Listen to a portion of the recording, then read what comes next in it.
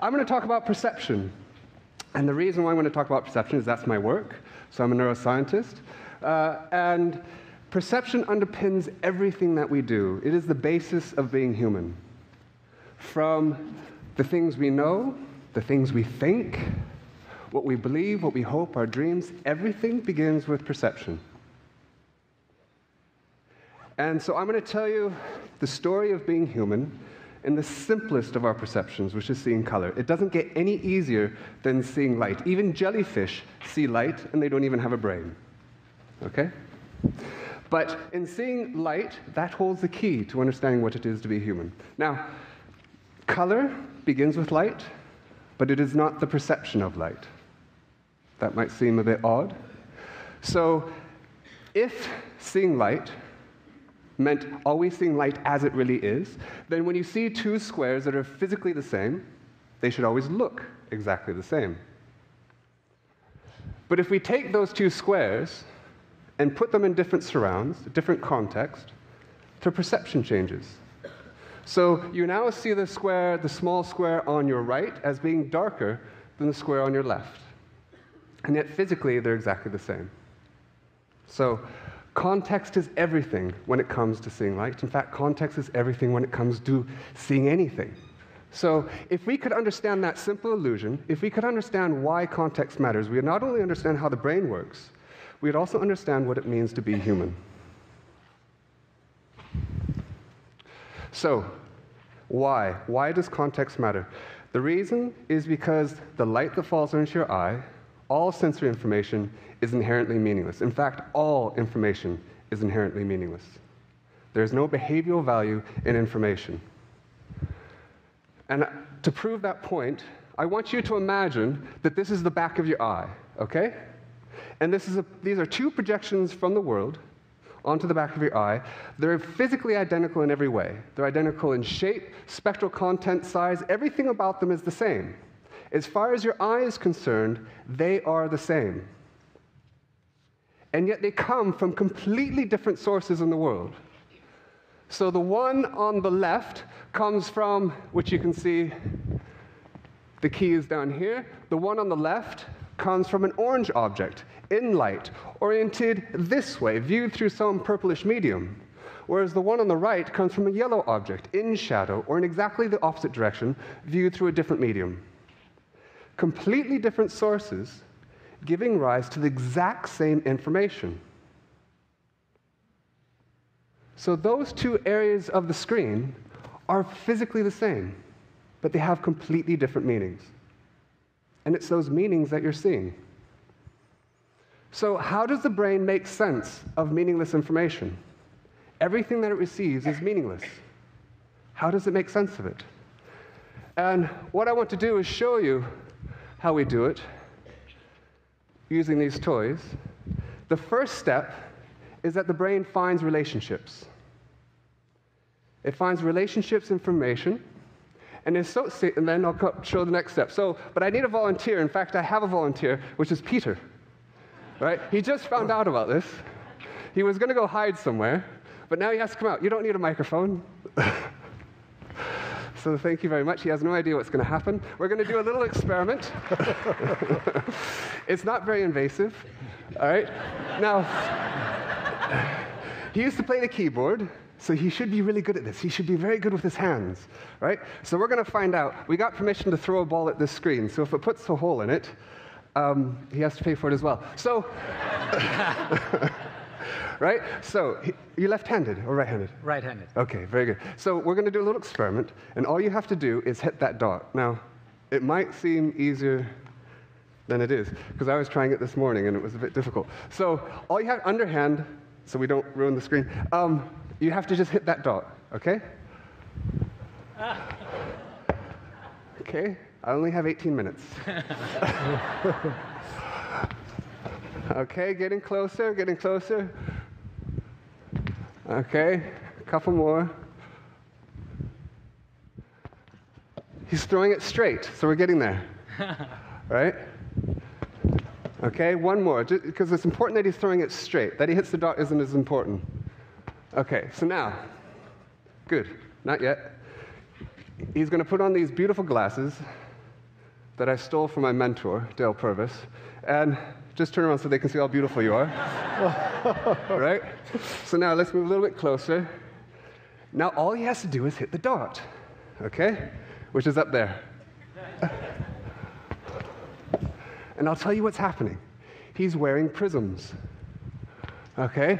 As far as his brain is concerned, the whole world has been shifted about 20 degrees to the right, which is why he's throwing it to the right. But he's going to learn. Eventually.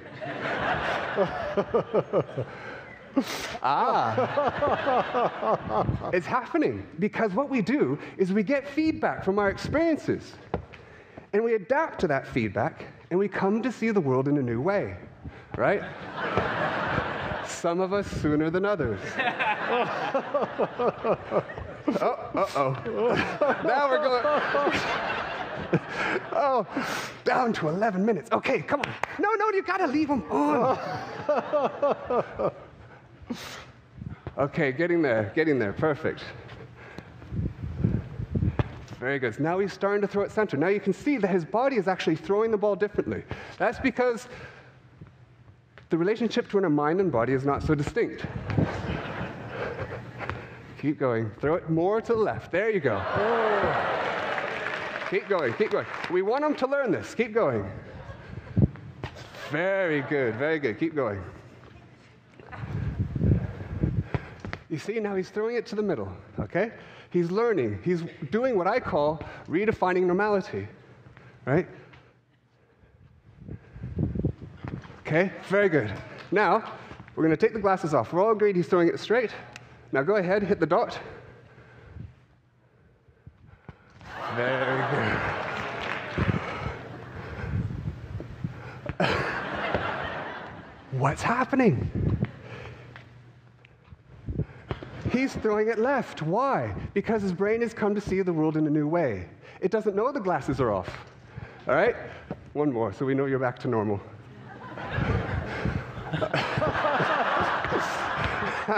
We'll leave it at that. Thank you very much. It's over there somewhere. It's my kid's ball. I have to get it later.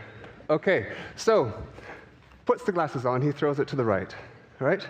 But eventually, through experience, he comes to see the world in a new way, hits the target. When I first did this, the very first time, Medical Society, I brought someone up on stage. They took the ball, hit the dot. Put the glasses on, hit the dot. Never missed. Took the glasses off, hit the dot. Never missed. Turns out he was a physicist that works with prisms every single day. Right? So it completely made my point, but it completely destroyed the demonstration. So he takes the glasses off, and now he throws it to the left, okay? And eventually we'll go back to normal, right? So that's the first thing the brain does. It finds relationships in the world through interaction, through engagement. But that's not the only step. The next step is to then associate a meaning with those relationships, okay? And the argument is it's that meaning that we see. Now, we're familiar with this in, of course, language. So I want 1,000 people to see if you can do this. Brilliant.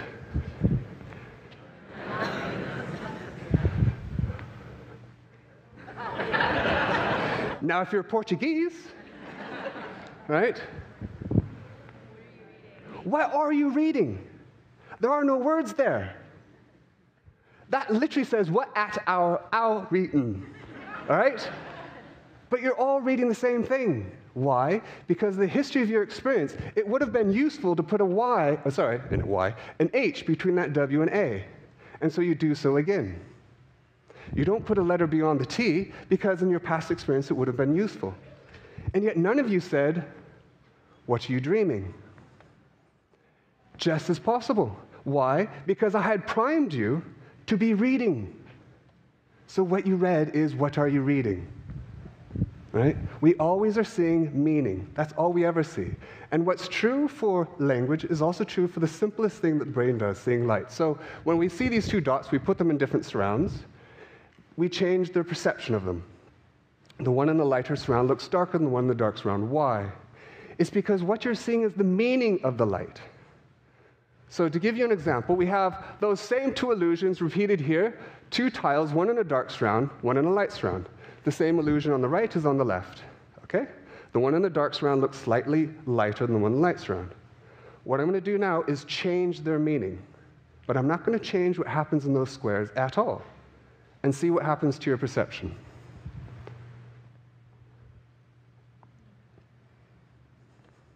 Are the illusions just as strong on the left and the right? No. The one on the left, now you see a white and a black tile. The one on the right, you see two tiles that are nearly exactly the same. Why? Because the one on the left, the light tile, if it were actually in shadow, there would be less light hitting it. If less light is hitting it, but it's reflecting the same amount of light to your eye as the one in light, it must be more reflective. So you see it as being lighter. Whereas the information on the right says those two tiles are the same. They're under the same light on different backgrounds. They must be equally reflective, so you see them as being the same. What you're seeing is the meaning of the information, the meaning of the relationships, not the information itself.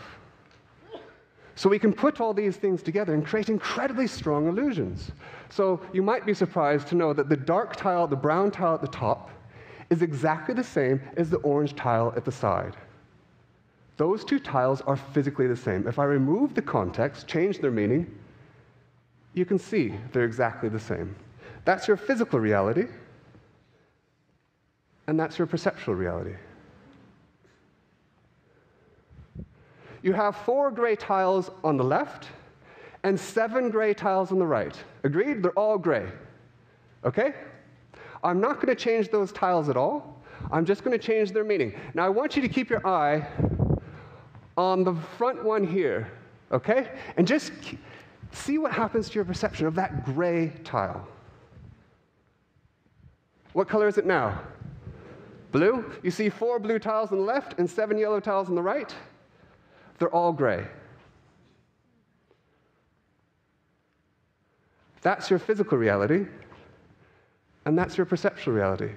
The blue tiles are exactly the same as the yellow tiles. These two surfaces are the same. The surface on the top is exactly the same as the surface underneath. If I create a mask so you could look through them, that's the physical reality of those surfaces. You see 4 angles?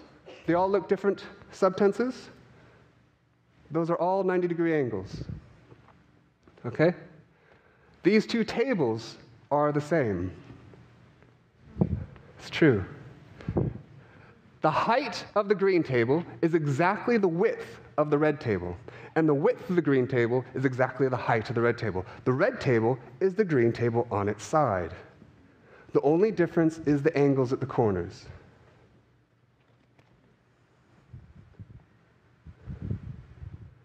Does anyone see anything in this blob of white? Can anyone make out any meaning, any information? What if I add... He saw this earlier, this doesn't count. But it did take him a while, to be fair. Okay, so can anyone see anything? Now, this is a very important word, okay? So I'm going to add something over top. And I'm not going to change anything in the white at all. I'm just going to add something to the top.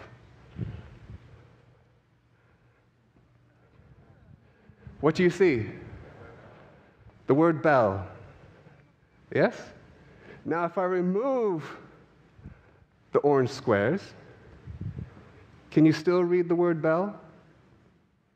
It was always there. It always is. Okay? Now, I want to show you something which is not only that can show you just how you look at something can change the way you see it. So I'm not even going to change the context. I'm just going to change the way you look at something. So here I'm going to show you 2 ways you can see the next image. You can either see the next image as a cross going back and forth, or 2 bars going up and down. Okay? That's called pattern motion on your right and component motion on your left in psychophysics. Now here, you probably all see an X going back and forth. Yes? Agreed? All right? But I want you to look at it in a different way. I want you to keep your eye on the junction between the green bar and the purple background, and just follow that. And at some point, the 2 bars will dissociate. They'll go up and down against each other. Yes? You get that? Put your arm up if you got that, so I know. Okay? most of you. Now, keep your eyes where the two bars meet. Suddenly you see an X going back and forth. Focus where the bar and the green background meet, and you'll see the two bars going up and down. Depending on what you look at, you'll see exactly opposite perceptions. In fact, I can get you to look at the white circle and attend to those different regions, and you'll see something exactly opposite. So, do I have time for this? I've never done this in front of an audience, so I thought 1,000 people would be a good way to start. Can you help me with this? Sure. I might run out of time, but okay. This is a toy. And first, I have to put on my very special head. Okay. Can you see anything, sir? Not a thing. Okay, so you stand there. Now we should all leave. Okay. All right, so now I'm going to put this on. And again, remember, I've never done this in front of a group of people. Neither have I. And you never will again. Okay, so now I'm going to show you how. Now this is an incredibly intelligent person who thinks about perception all the time. Okay? Now we're going to do a little game where one half of you is going to clap, and he's going to point to which half of the audience is clapping, either this half or that half. Very simple, right? It's got to be right or left. Okay? Now, let's see if I can get this on. Is that on nice and snugly? Very snugly. Okay. Now, your task is to point which side of the audience is clapping. Okay? So where am I right now? You are... Do it again. You're behind me. I want...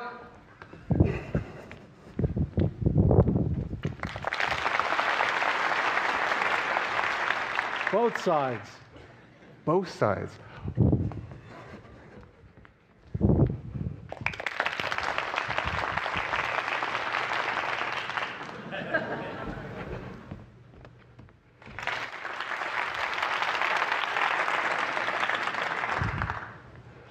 Okay. We'll do it again, but so you can see. That half.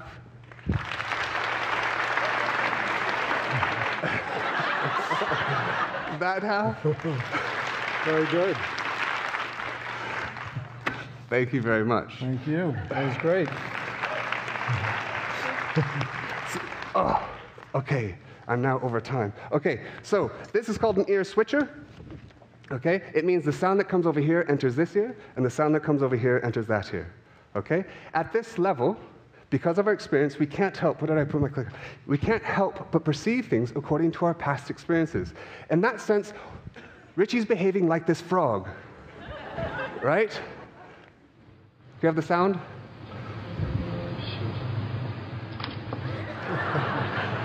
It gets a stimulus, and it behaves according to its past experience of what that means.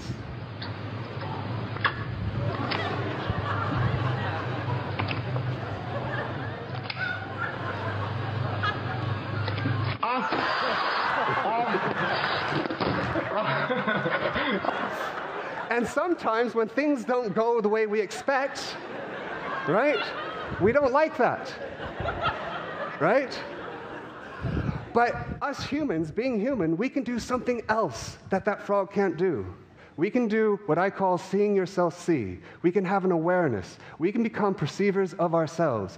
When you look at that illusion, you're experiencing two realities at the same time. One you see and one you know. You see those two tiles as being different, but you also know that they are the same. You're literally seeing yourself see. And it's through that process of seeing yourself see, of becoming an observer of yourself, of becoming aware, that enables us to do amazing things, enables us to be human, right? And the argument here is that if our perceptions of the world are grounded in our history, then what we do now affects how we will see things in the future. So the creation of all new perceptions begins in the same way, with a question, with a step into uncertainty. Okay? And within that step to uncertainty, suddenly we have things like choice. And with choice, we can actually be creative. And something even more fundamental is we have the ability for compassion. Because this is human nature. This is what it is to be human. And it's only by accepting our own human nature that we can accept the human nature of others. Okay? So things to remember, a couple of thoughts. The brain continually redefines normality. That's what it does. That's what it evolved to do. Right? Because we are defined by our ecology. We're not defined by the stuff that makes us up. We're not defined by our DNA. We're defined by our history of interactions, the meaning of relationships. Okay? And you have two options. Either there are no illusions, or everything is one. Okay? And given that, we're pretty much all delusional. So you might as well choose your delusion. So thank you very much.